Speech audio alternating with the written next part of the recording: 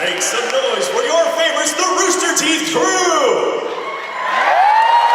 And now presenting up first, you know him as Caboose, Joel Heyman!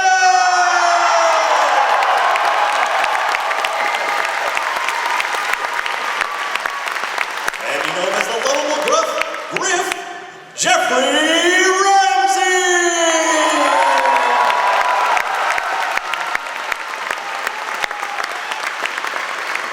And your favorite orb, Church, Bernie Burr!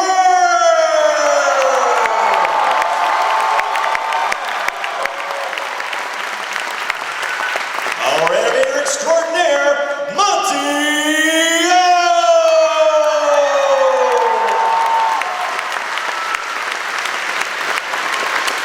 Everyone's gotta love a Sarge, it's Matt Hulla!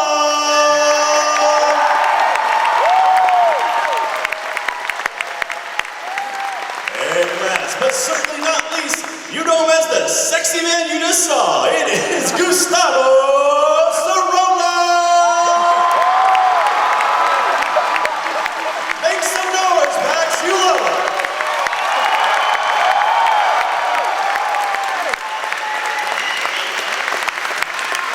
Man, I've got such a huge boner after watching that video.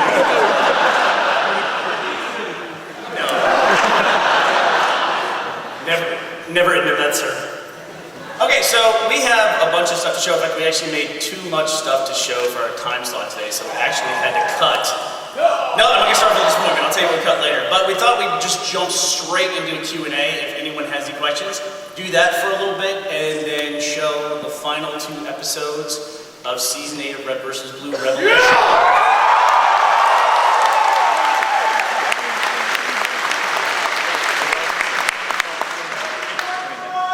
What's that? Anybody? Translate? -1 for life. Okay.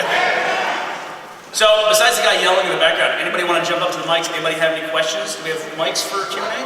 She's got a notepad. She's not fucking around. You know, that's when you roll up with a notepad and a pen, there's a lot of pressure on you to ask a super awesome question.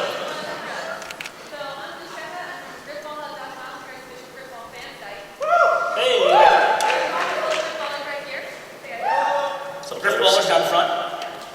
So our question to you guys is, what updates are coming to griffball.com to make it compatible with Reach? To make it compatible with Reach. First of all, the question was, we missed the very first part of it, is what updates are coming to griffball.com to make it compatible with Reach? We don't know, because we don't know how much support Reach is going to have over Griffball. But we'll have to work really quickly, like a lot of people will. As soon as it hits around, we of course want to play the thing from beginning to end, but then we're going to have to go through and figure out what updates we have to make to not only Griffball.com, but to Achievement Hunter and a lot of other things as well. So we'll be making them fast and furious, and we're going to be relying on all of you in the community to tell us what we're doing wrong. I'll take care of the furious side of Fast and Furious for you. Oh, thanks. I kind of like I'll Be Back, but I didn't know if you're talking about our series or Terminator. That moment you knew he was gonna be back. So it was important line. Limited somewhat. Don't spoil it for Joel, but we've actually been telling him he's in the cast of Terminator this entire time. Red vs. Blue is just an advanced sequel. So what is your favorite line? Did you ask the question? It's not so easy, is it? When you get into it. It's a three-way tie between oh crap, running. Protect me, code! And my name is Leonard Church, and you will fear my laser face!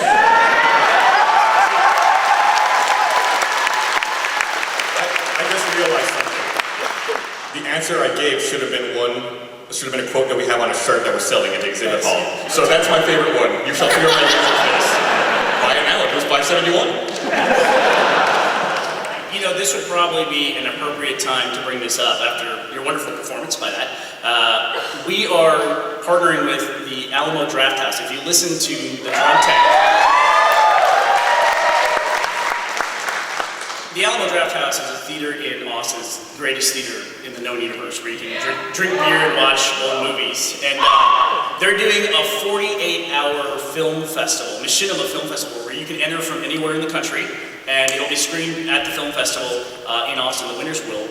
And we're going to help pick the winner, but then additionally, and I thought you all would be interested in this, is that we are going to award a special category for acting out of all of the entrants. And whoever we choose as the best actor across all the different performances will also win a walk-on role for an upcoming Red vs. Blue episode. So, and we have pamphlets about our book, but I thought you guys would be interested about it, so come by the booth and just pick up one of the pamphlets and you can enter. And it's just a team of machinimators anywhere in the world can enter. Can I enter? No, you cannot. And incidentally, I do like a lot more lines than that, but I don't have time to recite the entire series. No, that's fine. We've heard it. Everybody here knows. Yes, I love your Rooster Teeth shorts, and I was just wondering what editing program you use? Matt? Just Final Cut. I wish I had a joke answer, but it's just Final Cut. I will edit this conversation later to be funnier.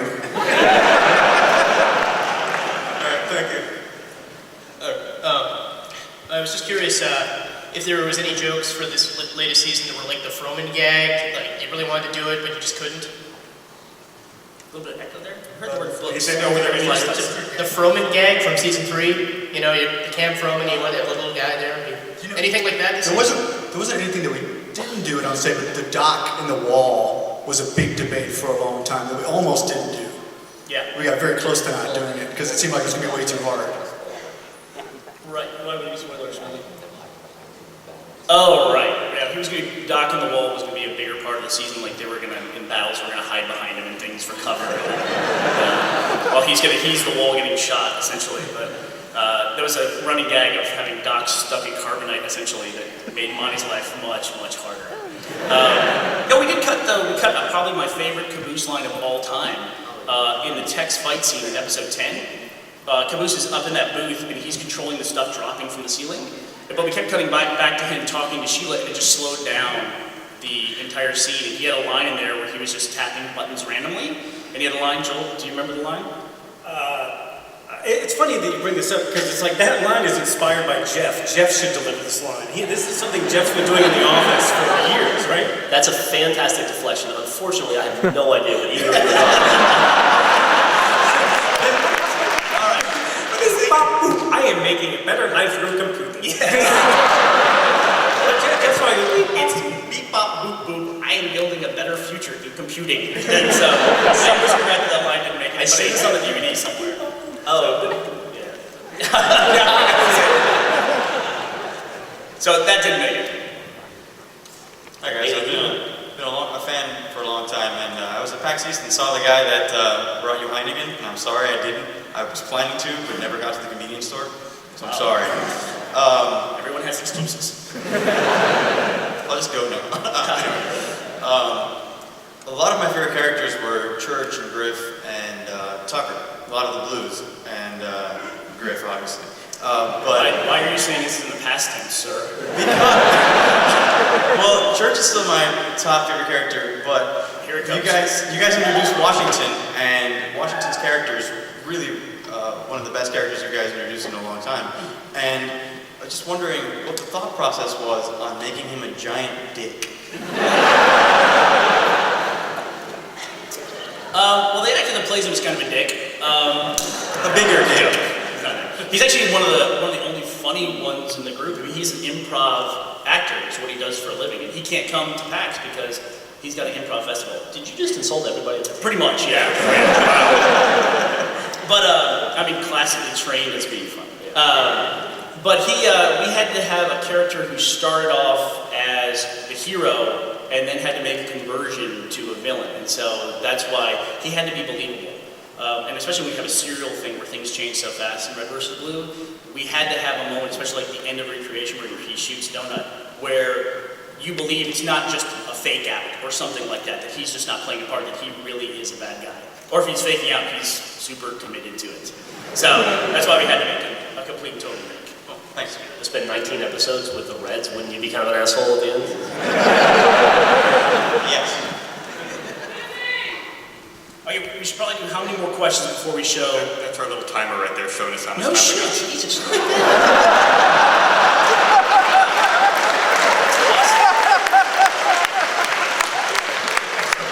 can time it exactly. Okay, so we have. What happens when the red light goes off on top? You don't want to be sitting here when the red light goes off. We have to be on stage. There's like an ejector seat. It shoots you out.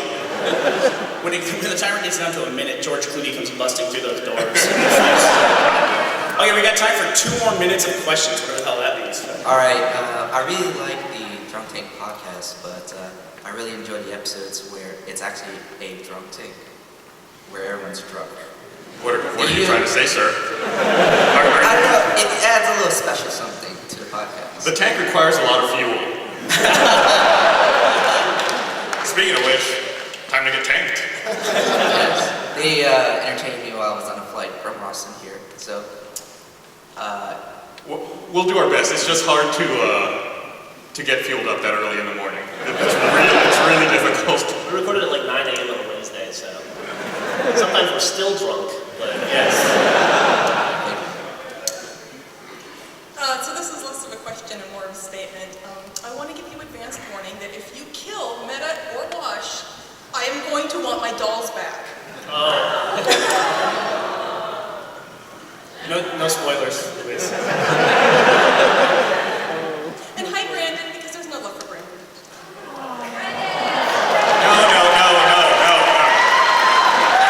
No. Don't encourage him. I spend 8 hours a day trying to break this man's spirit. So Who likes you? Hey, why don't you come up here and show off Brandon 2.0? See what you got going on. This is a question for Gus. Seeing as you play such an amazing woman in body, did you ever think about voicing text? No. No, I can't. Her balls are bigger than mine. Thank you. Alright, this season we saw a lot of the new CGI sequences, and I have to say the text fight, effing metal. Main question is, will we be seeing more CGI work in the future and any series beyond Red vs. Blue? Are you asking for firing Monty in a weird way? No, more like give that man a raise and anything he wants. I think Monty enjoys the limited amount of sleep he gets currently. I think he's worked pretty hard. You should come in the mocap suit. This guy's funnier than we are. Well, let me just put it to you this way. Since Monty took a big break after we wrapped on season 8, and then since he's come back from his vacation, he's been at the office working so much, Brandon was actually speculating that he thinks Monty no longer has an apartment. So, answer your question, yes, there will be more stuff, but we don't like talking about stuff that we don't know for sure when it's coming out, but there will be more in the future for sure. We really like it a lot. I don't know if it will be in the form that what you've seen so far has been in. That wasn't correct English, but that's okay. You're not a writer or anything. That's me thinking on the fly. We went down to 38, 44, 43. 42. George, please come. Alright. Alright, you want to show? Yeah, show something. Okay, so to set this up, if you haven't seen Revelation, this is the end of that, so that's the setup.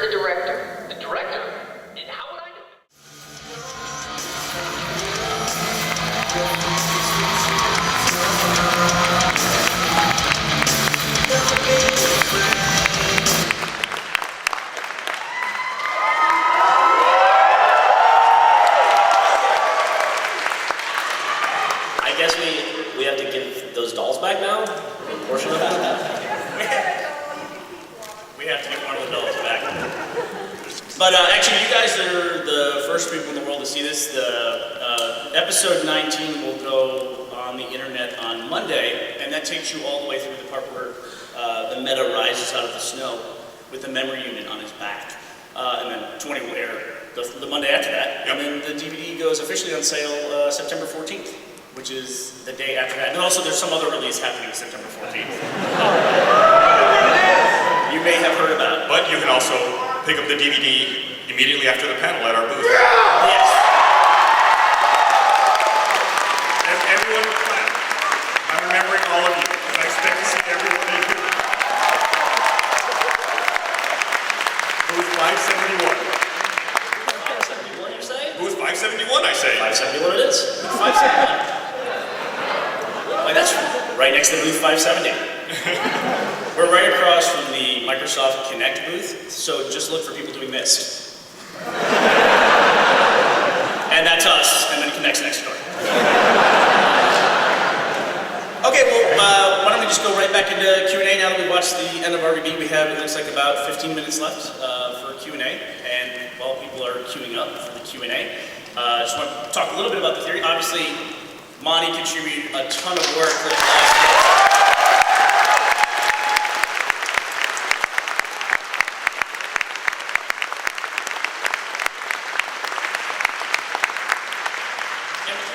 We talk a lot about it on the commentary of the DVD, but a big philosophy for the season was bringing on Monty. He was key to getting this done because this is essentially the end of Tex's story. It's not necessarily the last time we'll talk to Tex, but it's definitely the end of her story and Church's story together. And we wanted to be able to, as Matt said so many times, show you the Tex we've been talking about for all these years. Yeah. You know? Well, I mean, it's the kind of thing, if you're going to talk about it for 7 years and then you're going to actually show it, it better pay off or else, it's not going to go over too well. Right. Like she has that initial, when she first showed up in season 1, she has that fight scene where she beats the hell out of Simmons and Griff, but it all happens off screen and you just hear them screaming and a bunch of punching. And so when we did episode 10, we kind of had to pay that off, and likewise, when we had the showdown between, two freelancers fighting one another, it had to be, we had to make it epic. She's got to be able to jump 4 stories and do it backwards. Exactly. Then we can go back and redo that scene on the inside of the base. Yeah, right.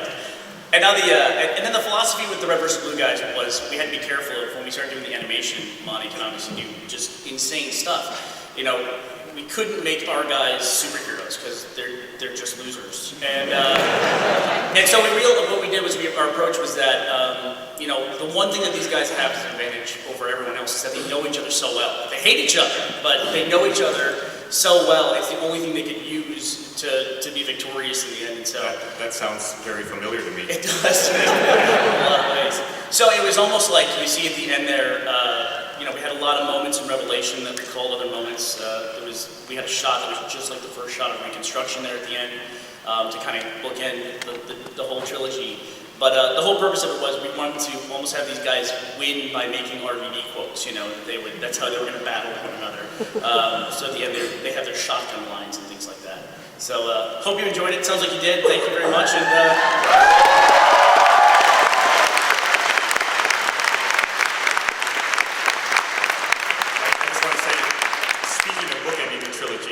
also have the trilogy of DVDs on sale at the 571. If I after the panel, if I wanted to go pick up a trilogy, where would I go? That's booth 571 across from the Connect booth. Oh. Will you also be selling copies of Just Dance 2? Just Dance 2 doesn't come out till October, I believe. Will you be on the cover of it? We're in negotiations. That should be a pre-order. I got a poster of you. Yeah. First of all, I'd like to say that there was a kick-ass ending to a kick-ass season. Second, I'd like to explain what I said earlier, -1 for life. That is Caboose's number, and Caboose is my favorite character. I'm sorry, but that's how it is. Why are you wearing a red shirt? Because my signed Caboose -1 sweatshirt's at home in a case. You don't want backup? Yeah.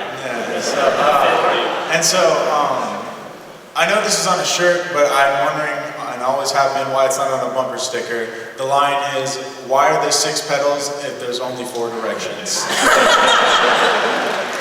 Why are there 6 pedals if there's only 4 directions? So why isn't that on a bumper sticker, guys? It confuses the hell out of people behind you. So we have a Shield the Tank bumper sticker. We ran out of bumper stickers. Yeah. Jeff pissed off the place that makes the bumper stickers by trying to get wanted for murder. They won't make us any more bumper stickers, so. That's too bad. Well, like I said, kick-ass ending to a kick-ass season, guys. That was great. Thanks. Come see us after the panel, booth 571. Bring money. The Revelation and the Recollection box set for the last 2 seasons are going to start going on sale right now after this panel, so thank you for coming.